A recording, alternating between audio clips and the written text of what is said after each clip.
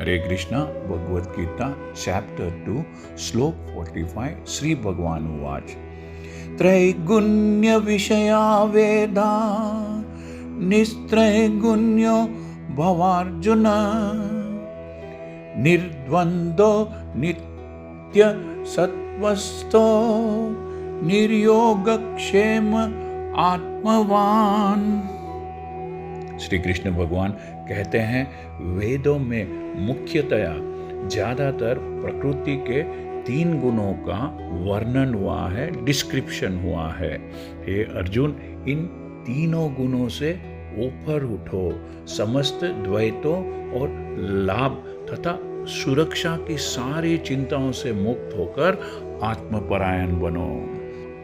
Lord Krishna says the Vedas mainly deal with the subject of the 3 modes of material nature. Rise above these 3 modes of material nature, O Arjuna.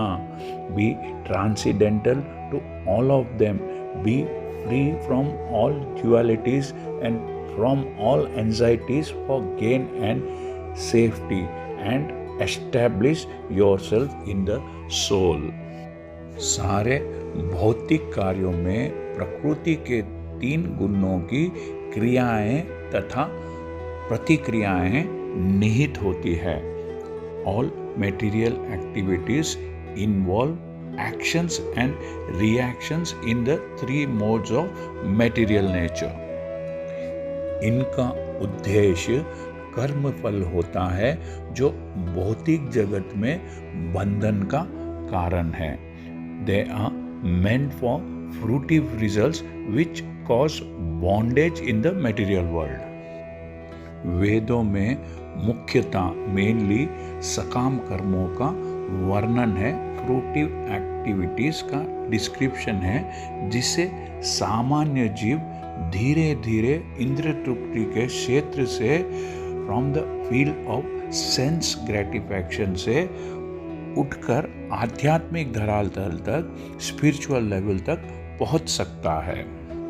यहाँ पर कृष्ण अपने शिष्य और मित्र के रूप में अर्जुन को सलाह देते हैं कि वह वेदांत दर्शन के आध्यात्मिक पद तक, वेदांत फिलॉसफी के स्पिरिचुअल पोजीशन तक ऊपर उठे, जिसका प्रारंभ, जिसकी शुरुआत ब्रह्म जिज्ञासा या परम आध्यात्मिक पद पर प्रश्नों से, questions on supreme spiritual position से होता है। इस भौतिक जगत के सभी प्राणी अपने अस्तित्व के लिए कठिन संघर्ष करते रहते हैं, अपने एग्जिस्टेंस के लिए मैक्सिमम स्ट्रगल करते रहते हैं। ऐसे जीवों के लिए भगवान ने इस भौतिक जगत की सृष्टि करने के बाद वैदिक ज्ञान प्रदान किया, जो जीवन व्यापन और भव बंधन से छूटने का उपदेश देता है। For them, the Lord, after creation of the material world, gave the Vedic wisdom, advising them how to live and get rid of the material entanglement. जब इंद्रिय तृप्ति के कार्य यथा कर्मकांड समाप्त हो जाते हैं, तो उपनिषदों के रूप में भगवत साक्षात्कार का अवसर प्रदान किया जाता है।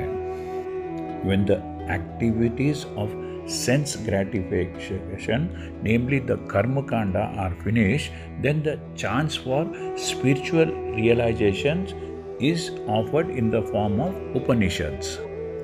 ये उपनिषद विभिन्न वेदों के अंश है, पाठ है, उसी प्रकार जैसे भगवद गीता पंचम वेद महाभारत का एक अंग है, एक पाठ है। Upanishads are part of different Vedas, as the Bhagavad Gita is a part of the 5th Veda, namely the Mahabharata. उपनिषदों से आध्यात्मिक जीवन का शुभ आरंभ होता है। The Upanishads mark the beginning of transcendental life. जब तक भौतिक शरीर का अस्तित्व है, मेटीरियल बॉडी का एग्जिस्टेंस है, तब तक भौतिक गुणों की, मटेरियल क्वालिटीज़ की क्रियाएं, प्रतिक्रियाएं, एक्शंस एंड रिएक्शंस होती रहती है। मनुष्य को चाहिए कि सुख दुख, सॉरो एंड हैप्पीनेस या सर्दी गर्मी जैसी द्वैतताओं को, ड्युअलिटीज़ को सहन करना सीखे और इस प्रकार हानि तथा लाभ, लॉस और प्रॉफिट की चिंता से मुक्त हो जाए, फ्री हो जाए।